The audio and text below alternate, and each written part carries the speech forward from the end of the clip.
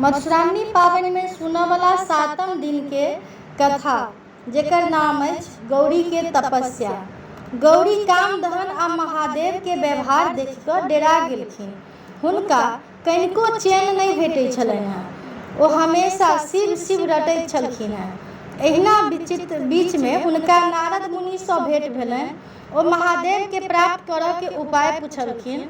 नारद कहलखिन जे बिना तपस्या के महादेव के दर्शन भेनाइ बहुत कठिन अछि। हुनका केवल तपस्या सँ प्राप्त कऽ सकैत छी।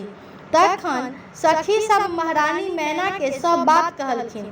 मैना गौरी के बजा कऽ कहलखिन जे अपने घर में सब देवता छथि। एहन सुकुमारी शरीर सँ बनो तपस्या केला सँ बड़ कष्ट हेतनि। तेँ हिनका हमर विचार जे घरे में तपस्या करऽ दियौन।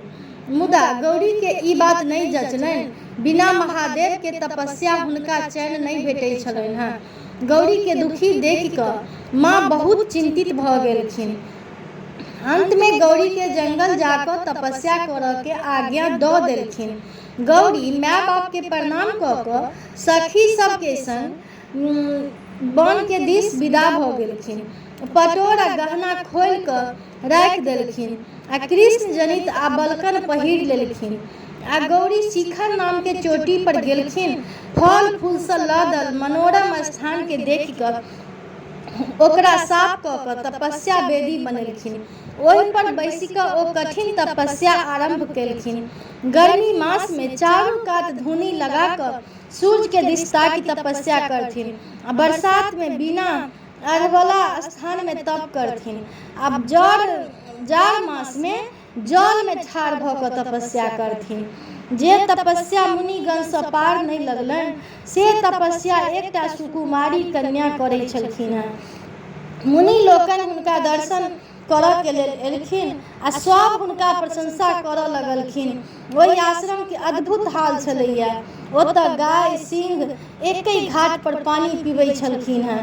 गौरी के तपस्या प्रताप सँ कैलाश आ गौरी शिखर में कोनो अंतर नहीं भेलै।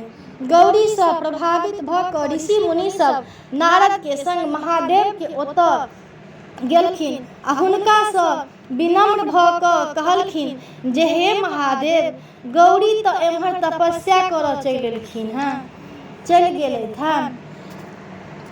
आ रहल छथि। आइ तऽ केओ कयलक आ ने केओ एहन तपस्या करत।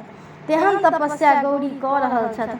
हुनका पर प्रसन्न भऽ जैतथिन महादेव। महादेव कहलखिन जे गौरी अपन तपस्या सँ हमरा प्रसन्न कऽ देलनि। आब हुनकर मनोरथ हम पूर्ति करबनि। अहाँ लोकनि जाइत जाउ, अहाँ सबके काज अनायासे भऽ जाइत अछि। महादेव बूढ़ बाबाजी के रूप धऽ कऽ आ गौरी के तपस्या स्थान पर गेलखिन। बाबाजी के तप के देखि कऽ गौरी हुनका स्वागत सत्कार केलखिन आ बाबाजी के प्रसन्न भऽ कऽ हुनका पुछलखिन जे कोनो तरहक विघ्न बाधा तऽ नहीं अछि। इएह पूछि जे कोन कामना सँ एतेक पैघ तपस्या करै छी से हमरा कहू। गौरी अपने किछु उत्तर नहीं दऽ कऽ अपन सखी सबके इशारा केलखिन। ओ कहलथिन जे हमर सखी महादेव सँ विवाह करऽ के कामना सँ तपस्या कऽ रहल छथि। जाहि सँ ई तपस्या शुरू केलखिन हेँ तहिये आश्रम में फल फूल लगौलनि। ओ सब गाछ बढ़ि गेल, फल फूल फुला गेलै आ दऽ रहल अछि, लेकिन हिनकर कामना के फलक एखन तकला अंकुरित नहीं भऽ रहल छै। बाबाजी गौरी सँ पुछलखिन जे की ई बात सत्य कहैत छथि। गौरी उत्तर देलखिन जे हाँ, ई सत्य कहैत छथिन। ताहि पर बाबाजी अपन निराशा प्रकट करैत कहलखिन, विदा भऽ गेलखिन। जे हुनका होइत छलनि हेँ जे गौरी कोनो पैघ कामना सँ एहन कठिन साधना में लागल छथि। आ गौरी हुनका जाइत देखि रोकऽ के प्रयास कऽ कऽ पुछलखिन जे हमरा सँ कोन अपराध भऽ गेल जे एना निराश भऽ कऽ तमसाइत जाइ छी। बाबाजी कहलखिन जे अहाँ हमर अपराध नहीं कऽ अपन हानि कऽ रहलहुँ हेँ। हमरा पहिने अहाँ पर श्रद्धा भऽ गेल छलए, लेकिन अहाँ अभीष्ट बुझि कऽ घृणा भऽ गेल। जहाँ असरफी बेची माटि कीनऽ चाहै छी, हाथी के सवारी घोड़ी बरद पर चढ़ चाहे छी, सूर्य के प्रकाश छोड़ कर भगजोगनी के इजोत में जाकर रह चाहे छी, आ कोठा सोफा त्याग कर आ मरघट में दिन बिताब चाहे छी। कतय सर्वसंपन्न इंद्रादि देवता आ कतय भिखमंगा महादेव, अहाँ संगे सुकुमारी आ परम सुंदरी के ओहि बूढ़ भिखमंगा महादेव के संगे जोड़ी केहन लागत। अहाँ के एहन चंद्रमा सन मुँह आ महादेव के दाढ़ी मोछ वाला मुँह, अहाँ कमल सन के आँखि आ हुनका 3टा आँखि, अहाँ माथ में फूल के बेनी आ हुनका माथ आ देह में छाउ, अहाँ शरीर से सोना के गहना आ हुनका शरीर में सांप लपेटल आ गर्दन में मुंडक माला, अहाँ मंगलमयी छी आ ओ महा अमंगल छथि। अहाँ महाराज हिमालय के बेटी छी आ ओ ककर संतान छथि से ओहो नहीं जानै छथि। तनिक एहन छथि जेहन लता मात्र नदारद कन्या के लेल लोक बर में जे गुण ताकैत अछि, ताहि सब में से एकोटा गुण हमरा महादेव में नहीं बुझा रहल अछि। हुनका से विवाह कैला से अहाँ के कोन मनोरथ पूरत। अहाँ पर महादेव के जे कनियो अनुराग रहतनि तो ओ कामदेव के नहीं जड़ी बितौथिन, ओ अहाँ के योग्य बर कदापि नहीं छथि। महादेव निर्गुण ब्रह्मधिकार छथि, ओ अपन इच्छानुसार सगुण सेहो होइत छथि आ वह ब्रह्मा के रूप धऽ कऽ संसार के सृष्टि करै छथिन। सभक आदि पुरुष वह छथिन, हुनकर बाप पुरुष के भऽ सकै छनि। सब आदि होइ छथिन, हुनके श्वास सँ वेद बहराइत अछि। तखन ओ मूर्ख कोन भऽ सकैत छै जे कोनो गरीब लोक मन सँ हुनका पूजा करैत अछि तऽ ओ अत्यंत धनिक भऽ जाइ छथिन आ हुनकर लीला अपरंपार छनि। सुंदर से सुंदर आ कुरूप से कुरूप हुनके रूप छनि, ओ कहियो अमंगलकारी नहीं होइ छथिन। अपने पापी छी जे अहाँ हुनका लेल एहन बात कहै छियै। ई बात गौरी कहलखिन।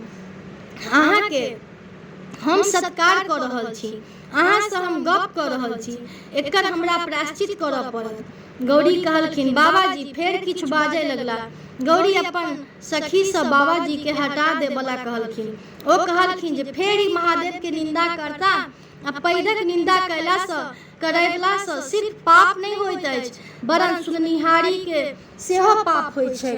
ई कहि गौरी ओतऽ से तमसा कऽ कऽ विदा भऽ गेलखिन। बाबाजी तुरंत महादेव के रूप धऽ कऽ ठाढ़ भऽ गेलखिन आ गौरी के बाट रोकि कऽ देलखिन आ कहलखिन हे गौरी, हम अहाँ के तपस्या सँ प्रसन्न छी, जे वरदान मांगब से मांगू।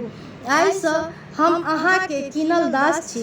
गौरी लाज ओ आनंद सँ काठ भऽ गेलखिन आ महादेव के कहलखिन जे आब अहाँ के वियोग हमरा सँ सहल नहीं जाइत अछि, कैलाश चलू, ओतहि विवाह करब। गौरी लाजे महादेव के किछु नहीं कहलखिन।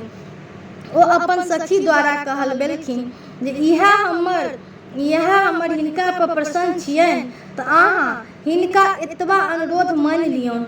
एखन हिनका पिता के घर जयबाक अनुमति दियौन।